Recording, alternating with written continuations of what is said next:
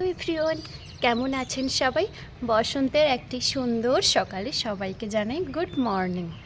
এখন বাজে প্রায় 6:30 মতো। এখন আমি এই যে ছাদে এসেছি। রবিবারের একটি সুন্দর সকাল। এখন এসেছি ছাদে। চারিদিকের পরিবেশটাও খুব সুন্দর। রোজকারের রুটিন, এটাকে এখন খেয়ে ফেলতে হবে।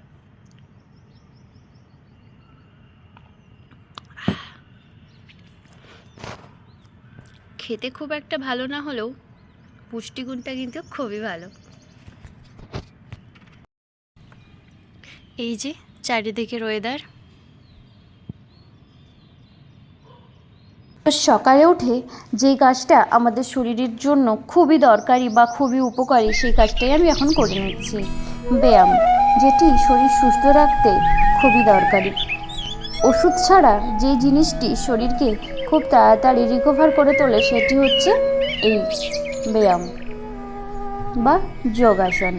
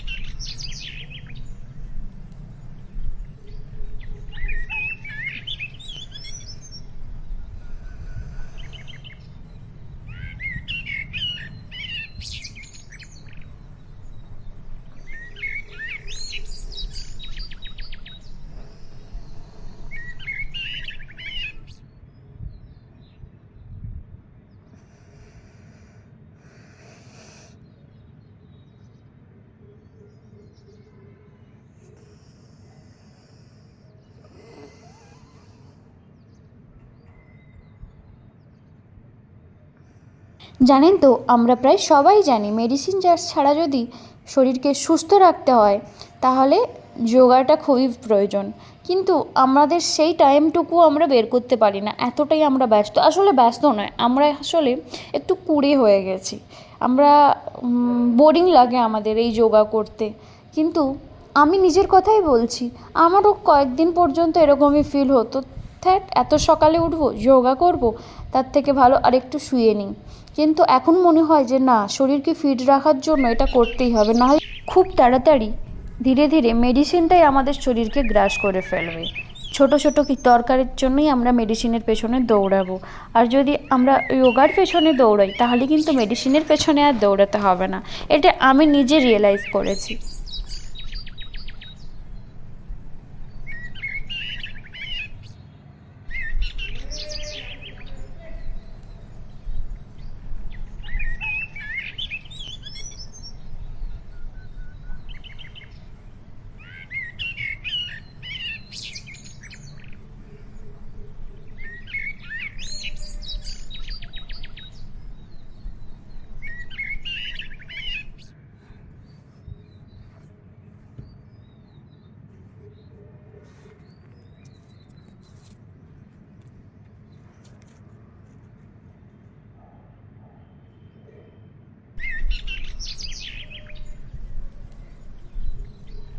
জানেন তো, আমি এই যোগাসনটা সেরকমভাবে পারি না, কিন্তু করার খুবই ইচ্ছে যে আমি একদিন না একদিন এটা পুরোভাবেই কমপ্লিট করব। তাই চেষ্টা কিন্তু করেই যাই রোজ, যে একদিন না একদিন আমি ঠিক পারবো।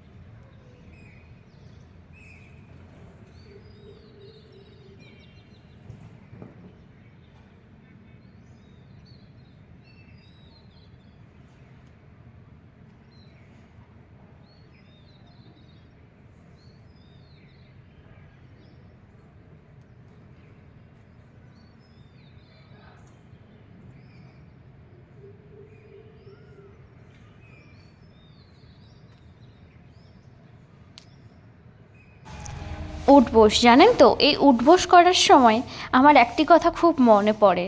যখন আমি গ্রামের পাঠশালাতে পড়তাম, তখন কোনো পড়াতে ভুল করলে বা কোনো কিছুই করলে বলতো 200 বার করে উঠবোস কর, 250 বার করে উঠবোস কর, 500 বার করে উঠবোস কর। তখন কিন্তু করে ফেলতাম, এমন নয় যে পারতাম না। 200 বার বললে কিন্তু 100 বার বা 150 বার পর্যন্তও চলে যেতাম। কিন্তু এখন ভাবছি যে 30 বার বা 50 বার করার পর কেন এত হাঁপিয়ে যাচ্ছি, পাগুলো কেন এত যন্ত্রণা করছে। পাগুলো তখন যেন আর মানে না দাঁড়িয়ে থাকতে পারছে না চলতে পারছে, পাগুলো যেন অকেজো হয়ে যাচ্ছে ধীরে ধীরে 30 বার বা 50 বার করার পর। কিন্তু তখন 100-150 পর্যন্ত ছাপিয়ে যেতাম। তো এই উঠবোস করার সময় খুব মনে হয় সেই টিউশনের কথাটা, যে তখন এতবার উঠবোস করতাম, বাট এখন 20-30 বারের বেশি বা 50 বারের বেশি পারছিই না। মানে যদিও করার চেষ্টা করলেও পরের দিন রাতে মানে ঘুমানোর সময় এতটাই কষ্ট হচ্ছে। তো মনে হচ্ছে যে না, ধীরে ধীরে এই উঠবোস করতে করতে হয়তো আবার 100কে ছুঁই হয়তো 100 পর্যন্ত একদিন ছুঁয়ে ফেলবো। তো প্রায় আমি রোজের এই উঠবোসটা কিন্তু আমি কন্টিনিউ করি, সে যখনই হোক, রাত হোক সকাল হোক, যখনই হোক।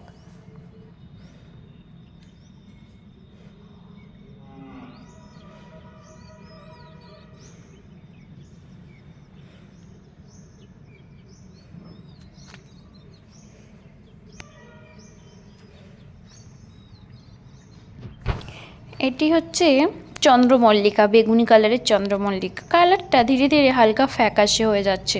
প্রথম প্রথম যখন হচ্ছিল বেশ গাঢ়ই হচ্ছিল, কিন্তু নয়নতারা ফুলের কালারগুলো দেখুন বেশ সুন্দরই আছে। এগুলোতে জলের অভাব না ঘটলে এর কালারগুলো নষ্ট হয় না। যখনই জলের অভাব দেখা দেয় তখনই এর কালারগুলো ধীরে ধীরে হালকা সাদা বর্ণ ধারণ করতে থাকে। বেশ সুন্দর, অল্প কয়েকটাই গাছ রয়েছে, বাট সুন্দর। আমরা ঠিকমতো বাগানটাকে বেশ গুছিয়ে রেখেছি। কিছুদিন আগে পর্যন্ত বাগানটা অগোছালো হয়েছিল ফুলের, কিন্তু সেগুলিকে তুলে ফেলে দেওয়া হয়েছে, কারণ সেগুলি আর ফুল হবে না। তো ভাবলাম যে অল্প কিছুদিনের মধ্যে আমি আর আন্টি দুজনে মিলে গিয়ে নতুন কিছু ফুলের চারা নিয়ে আসবো। আমি বললাম যে এমন কোনো ফুলের চারা নিয়ে আসবো যেটাতে সারা বছর ফুল হবে, সিজনাল ফুল নেব না। তো যেহেতু গরম পড়ে গেছে, তাই দুই বেলায়, সকাল বিকেল দুই বেলাতেই গাছে জল দেওয়াটা খুবই জরুরি বলে মনে হয়। কারণ যেহেতু রোদের তাপটাও খুব বেড়েছে, তো তাই কয়েক ঘন্টার মধ্যেই একদম গাছের গোড়াগুলো শুকিয়ে যায়। তাই অবশ্যই করে যাদের বাড়িতে ফুলের গাছ রয়েছে দুই বেলায় গাছে জল দেবেন, সকাল বিকেল। সকালে সূর্য ওঠার আগে আর বিকেলে সূর্য অস্ত যাওয়ার পরে। তো আমিও এখানে গাছগুলোতে জল দিয়ে নিয়েছি। তবে আমি হয়তো রোজে দিতে পারি না, কখনো আন্টিও দিয়ে দেয়।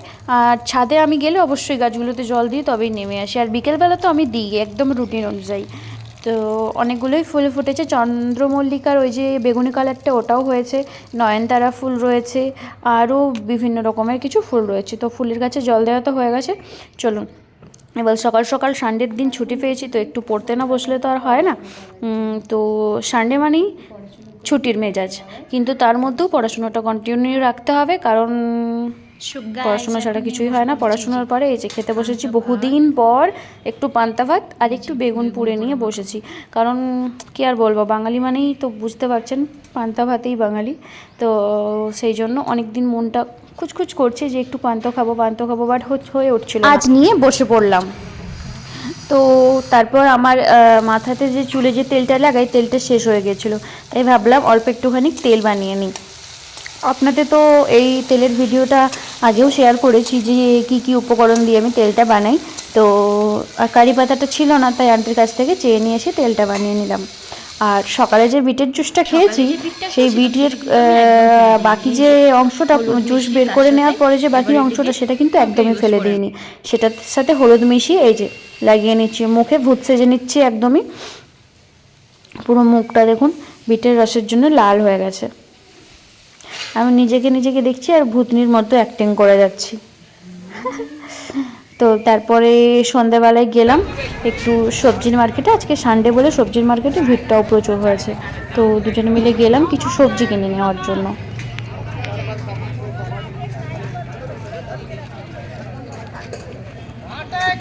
বাপরে, এত দূর অবধি সবজি মার্কেট হয়েছে। ভেন্ডি নেব।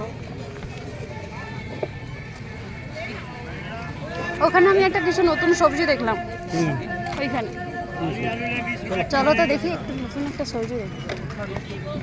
আচ্ছা ভেন্ডি আগে নিয়ে নাও, সেইখানে দেখছি ওকে ভেন্ডি নিয়ে নাও। সেইখানে, সেটা কি আমি জানিনি, কোনোদিন খাইনি।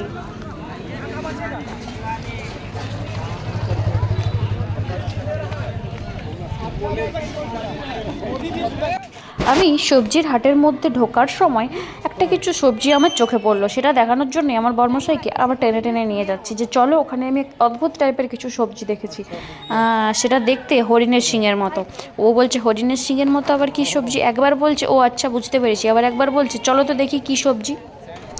তো এই যে চলে এসেছি, এই দেখুন এটা হচ্ছে সেই আমার হরিণের শিঙের মতো সবজি, যেটাকে দেখে আমার মনে হয়েছে একদম অবিকল হরিণের শিঙের মতো। তো এটা আমাকে ও বলছে কি কচু কচু বলছি, কিন্তু আমি কোনোদিন এরকম কচু বা কিছু দেখিনি, আমার এটা মনে হয়েছে হরিণের শিঙের মতো, তাই আমি হরিণের শিংওয়ালা সবজি বলে দিয়েছি এটার নাম। তো ওটা নিইনি অবশ্য, তো কারণ খেতে জানি না, তো নিয়েও বা কী করবো। তো তারপরে আরও সবজির হাটের ভেতরে গেলাম, আরও কি কি সবজি পাওয়া যাচ্ছে দেখলাম।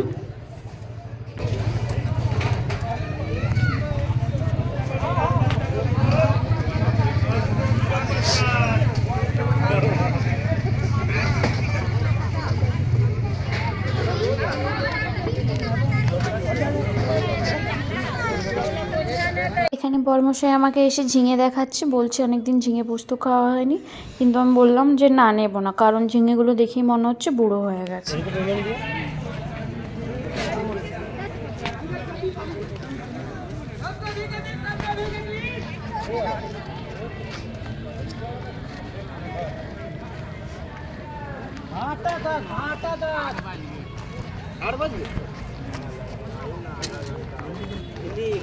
आधा किलो के बीज भाई 1 किलो मछली बोला हमें भिंडी दे कोई खराब नहीं खाओ।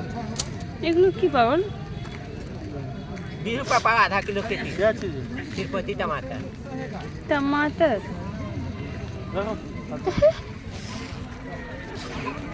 लो ले लो 1 किलो नहीं ले लो तो 1 किलो बड़ा नहीं বেছে নেবো। এখানে ভেন্ডিগুলো খুব নরম দেখে 1 কিলো ভেন্ডি নিয়ে নিয়েছি। আর দেখুন আমাদের ওয়েস্ট বেঙ্গলের ব্যাগ গোটা পৃথিবী ঘুরে বেড়াচ্ছে। এখানে পালং শাকগুলো দেখে ভাবলাম নেব, কিন্তু উনি বললেন 20 টাকায় 3 আটি, বললাম যে 10 টাকায় দুটো দিতে, কিন্তু দিল না, তাই বললাম ছাড়ো নেব না। এখানে নিয়ে নিলাম অল্প একটু শসা।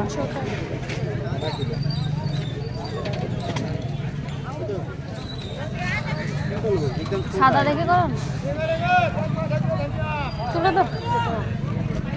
নিয়ে নিচ্ছি টমেটোর দামটা আবার বেশ কম, 10 টাকায় কেউ বলছে 2 কিলো, কেউ বলছে 2.5 কিলো, আবার কেউ বলছে 3 কিলো।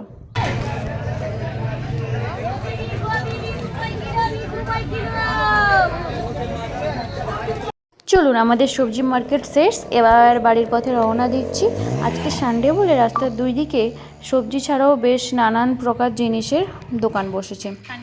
তো এসে চিকেন রান্না করেছি, আজকে রাত্রের মেনু হচ্ছে চিকেন অ্যান্ড রাইস। তো ভিডিওটি কেমন লাগলো অবশ্যই কমেন্ট করে জানাবেন, আর সবাই পাশে থাকবেন। সবাই ভালো থাকুন, সুস্থ থাকুন, শুভরাত্রি সবাইকে, বাই বাই, গুড নাইট।